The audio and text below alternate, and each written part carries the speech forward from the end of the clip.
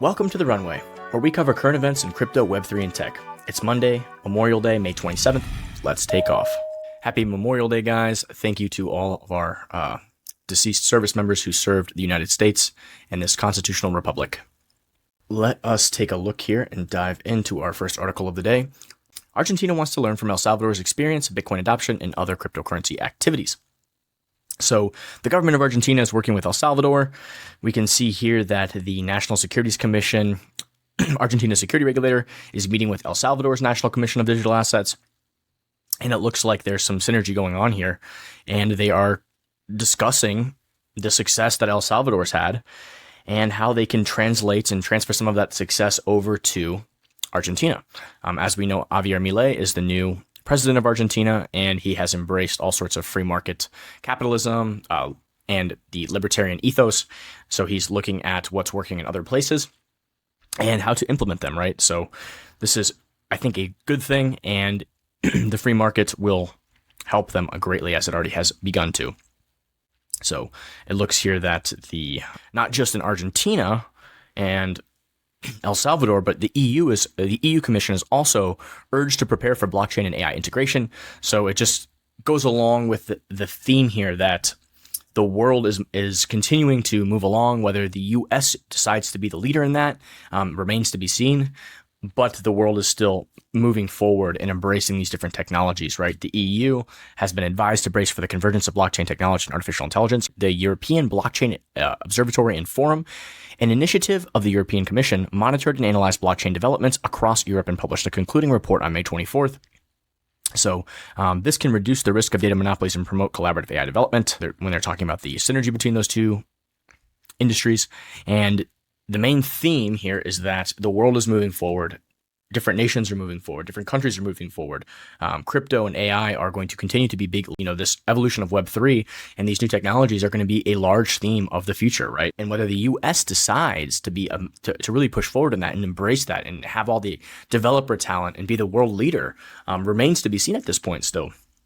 But the reason I highlight these different articles is just to point out that these are global things, and they're just because Gary Gensler or Elizabeth Warren or Joe Biden want to push these things under the rug and try to attack them behind the scenes. These things are not going away. These things are going to be a huge part of the future. So I think it's time for America to step into the leadership position on these things.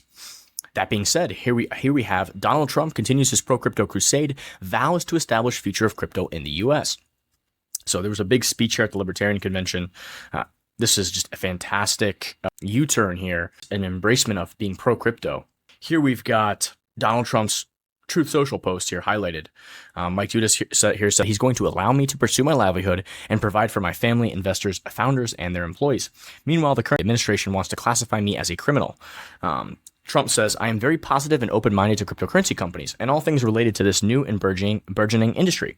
Our country must be the leader in the field. There is no second place. Crooked Joe Biden wants it to die a slow and painful death. He says at the Libertarian Convention, he said, I will keep Elizabeth Warren and her goons away from your Bitcoin. So this is all great news. It's great to see a major political party here fully leaning in, embracing the jobs and the potential of Web3. This is a similar evolution that you saw with like your grandfather years ago. He's like, oh, what's this Bitcoin thing? It's a scam. Or an older person that really wasn't educated on the matter. They read something in the newspaper and they formed an opinion. Oh, this is just all poison. It's garbage. And then after a couple cycles of actually using the technology, understanding as more education comes out, I think you've watched Trump's evolution as he launched his NFT collection, as he saw the potential there, as he's been talking to people like Vivek Ramaswamy. You see the evolution of him coming around and understanding, oh, wow, this is a huge industry. There's tons of jobs here. Maybe there's more that meets the eye. And finally, completing the full U-turn and just embracing and being pro the technology and pro the innovation. Let's move along to our next story here. Elon Musk reportedly building a gigafactory of compute for AI. Musk recently said he expected XAI to catch up to OpenAI and DeepMind Google by the end of 2024. The reason I highlighted this article is to discuss this concept of compute. Compute is really the currency of the future. So this gigafactory of compute for training and develop the next generation of the company's Grok AI system. There's a huge raise, and this is just the tip of the iceberg of funds that are going to continue to flow, and why I'm so bullish on NVIDIA and other chip makers going forward is that we have a fraction of what's going to be required and needed compute-wise the demand for compute is literally going to go parabolic, and it already is going parabolic, right? So here they're doing this raise here. Elon's doing this raise. He's trying to raise his GPU count from around 10,000 to 100,000 GPUs, right? So they're raising billions of dollars to build these giant GPU clusters. And it's just, this is not just XAI, not just Elon here. This is so many companies, so many providers, so many big tech companies, and smaller tech companies as well. Let's move on here. JP Morgan casts doubt on SEC approval for Solana and other crypto ETFs.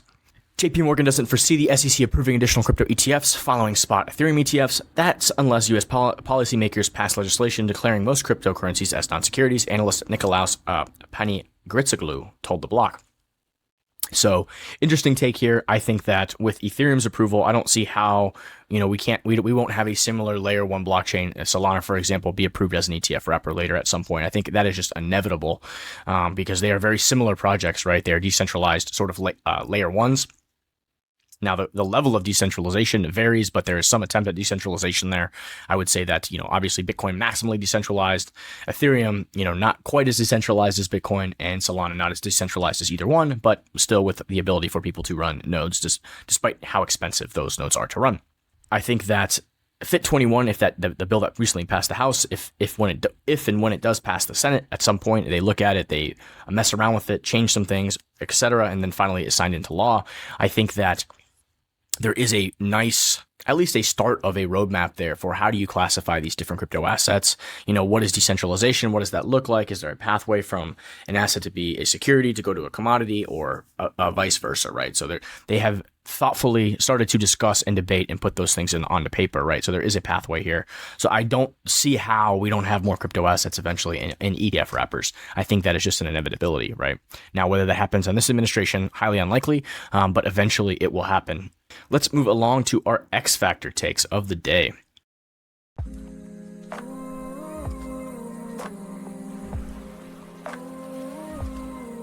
Cameron Winklevoss up here, and just speaking of these ETFs, approval of Bitcoin ETFs required the courts to intervene. Approval of Ether ETFs required the White House to intervene. Shows how dishonest and political the SEC Gov has become under Senator Warren's goon, Gary Gensler. And I think this is really the crux of the whole thing. I think he just lays it out really clearly here. And the fact that, politics and just, polling is what caused the White House to reverse course. Instead of looking at the technology, they saw that they were going to get destroyed in the polls here. And I think Dave Weisberger, he says, White House intervened. Who do you think has directed the SEC, FDIC, OCC, the Fed, and others to destroy crypto via choke point and lawsuits? They felt forced to backtrack because of polling. What do you think happens if they win in November? It's not good for economic freedom. I think he just absolutely hits the nail on the head here. We can't forget what they've done to us the past 4 years. We can't let off the gas here. We have to get all of these goons out of here. Senator Warren, Gary Gensler, and the Biden administration, they just got to go. They're just not good for our industry. Now that it's election time and they realize they're going to lose, they start to backtrack a little bit. But don't forget all of the systemic and structural things they put in place to attack our industry. Let's move along here. Ram Aluwalia. How should Ethereum position? At the highest level, Ethereum is decentralized compute. At the user level, decentralized App Store works great. ETH is closer to QQQ, a basket of growth stocks rather than a hedge against monetary inflation. That's a powerful story. The yield feature is also a differentiator. ETH staking yield creates a role in the portfolio and lets asset managers run models. Ethereum is best positioned for tokenization. It's also a response to the counterparty risk and lack of transparency in the 2008 crisis. The Ethereum community is making a mistake trying to position around moneyness in the same way Bitcoin is trying to do smart contracts. Differentiation, specialization, and narrative clarity win the day. These assets are complementary. If someone builds a nice house in your neighborhood, your assets reprice higher. You should root for your neighbor when they sell their house at a higher price. The surface area and use cases Bitcoin, Sol, and ETH address are wide. If you strip away the hyperbole, Bitcoin is a commodity story. We're in a commodity supercycle due, example, QE, wartime deficits, etc. 2, Ethereum is a decentralized innovation story. Centralized intermediaries like Apple and Goldman wield too much control and rent-seeking. Ethereum is akin to a decentralized app store where users, not the gatekeepers, are in control. 3. Solana is a gaming and decentralized exchange story. Nasdaq needs competition, and users should have property rights on-chain, rather than per the terms of service of Amazon and Netflix. I could not agree more. This is a fantastic post, and it really shows why all these Bitcoin maximalists are wrong, and it also shows why these Ethereum maximalists are wrong. People who are saying, Ethereum is super sound money and all this stuff. Well, super sound money doesn't constantly change its issuance and change the inflation rate. That is why Bitcoin is such a great money, because it has not changed since day one. Everybody knows the supply constraints. Everybody knows the supply schedule. None of those things have changed, and there is no threat or fear that those things will change. Whereas Ethereum has changed its whole consensus protocol. It's changed many things. It's changed its inflation supply. There's inflation. There's a burn. There's all these different mechanics, right? That is not what you want with the money. You don't want something that can just be changed at whim. And I think it's important to realize that not everything has to be a money, right? And there are other things that are valuable besides just money. Bitcoin. The Bitcoin maximalists really get this wrong. They think that everything is a threat. We can't let the free market decide if things have value. I think that whole proposition is just absolutely absurd and ridiculous. And I think many of them, if they really sit down and try to be objective, will think through these things and realize that, hey, there is other value here, right? Now, there are a lot of scams and things, so I understand that aspect of things. All these meme coins and just phony celebrity coins and all this bullshit. I agree. There's a lot of bullshit there. But there's also real world value in some of these protocols, especially ones that have formed huge networks of users and that have, tons of applications and dApps and things that people find useful, right? So I love Rom's thought process, how he breaks things down. I think he's been spot on with so many things.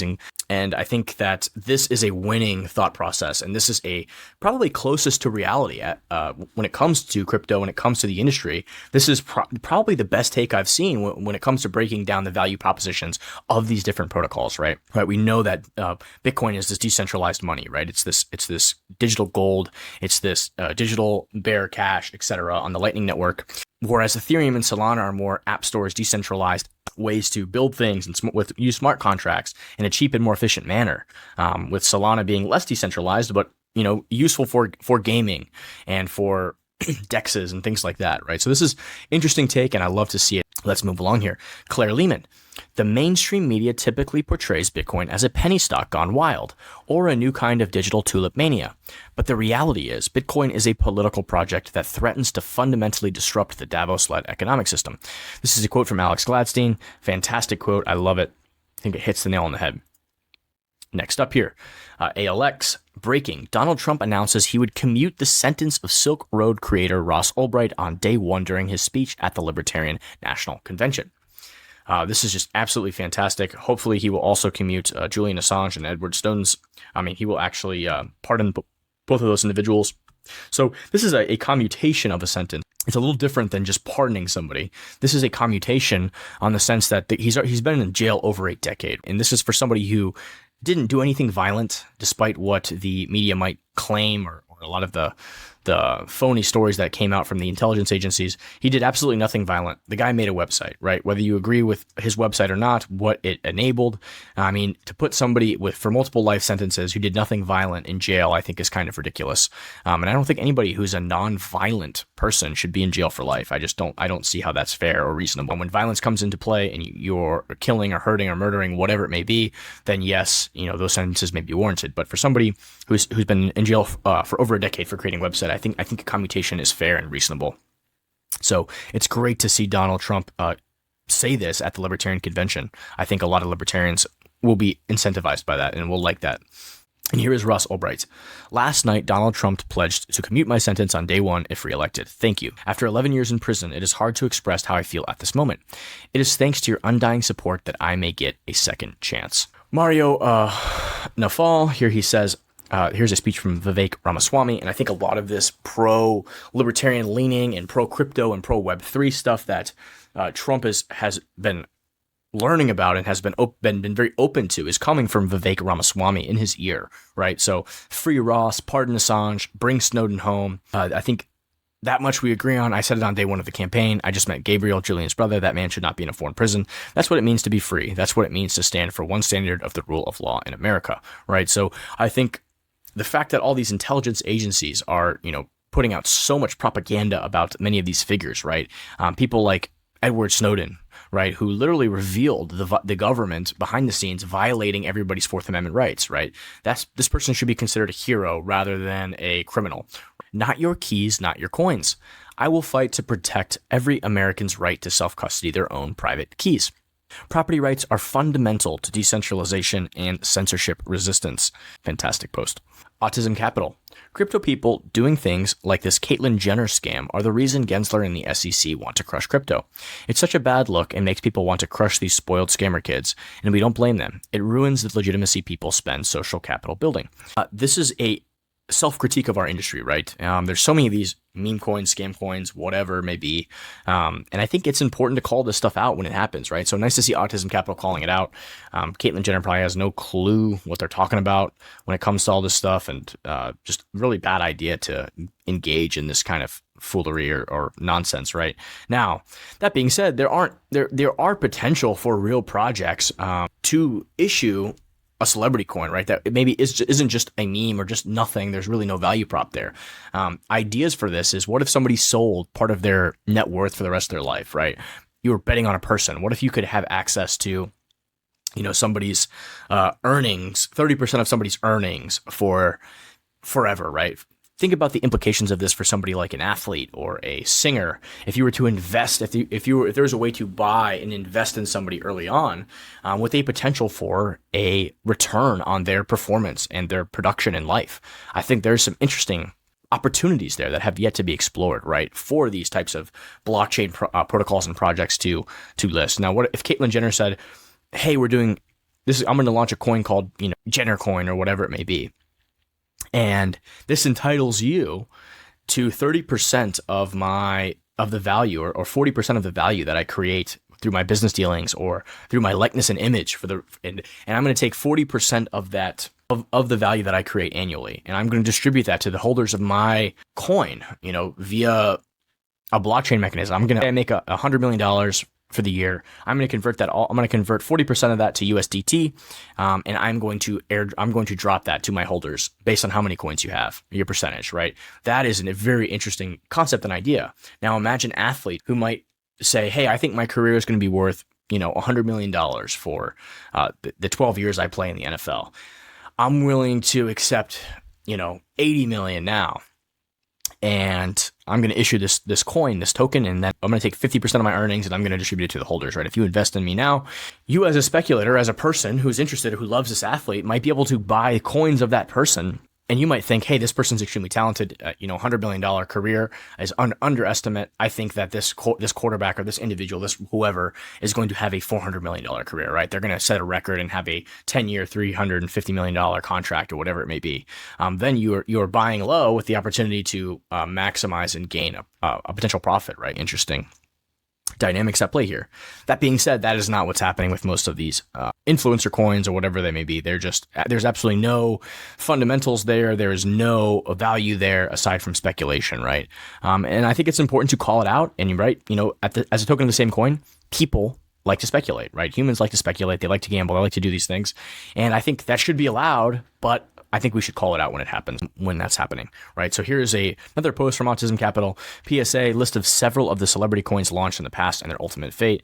So here you can see all these coins, how the ROI, most of them have lost 100% of their value. Floyd Mayweather, Floyd's World, Rugged, all these different little scam coins. Whether these people are actually involved in them or not, we don't know. That being said, be careful out there, right? A fool and their money are soon parted, and I think that there's no way to prevent that in this world that we live in, right? You have to live and you have to learn and you have to be educated. You have to make good decisions. It's been on mine. I'm a huge fan of RFK Jr., just like Ryan Selkis here.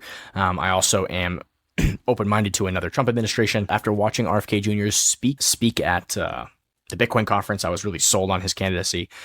He's a special person and a good leader, but he would be most effective in a Trump administration, not as the president. I hope he joins the 45 to 47 movement. The country needs him in D.C. An RFK Jr. vote would be a throwaway. I hate to say that. That being the case, I think that this is probably an accurate take, at least this election cycle. I would love to see a RFK Jr. administration at some point. The guy's jacked. I mean, if you see him do pull-up competitions and all sorts of stuff with Russell Brand, I think he's got another couple decades left in him. I think it would be fantastic. If he would become the vice presidential candidate, I think it would be good. The election would be over. A Trump RFK Jr. ticket would win in an absolute landslide. And then For the political calculus, RFK Jr. is still pretty young in my mind. I mean, he's young. He's got tons of vitality, energy left. I think that if he served 4 years with Trump, I think after that, Trump could give him an endorsement for the next election cycle, and he could run it back again, right? He could be the president after that, right? I think that's really the play here for a successful administration, and then Trump passes the torch to someone like RFK Jr. I'd love to see that. I don't think it's probably going to happen. The optimal play for both of these candidates. With that, guys, I'm going to wish you happy Memorial Day one more time, and stay safe, stay blessed, never stop learning, and keep an open mind. Thanks for listening.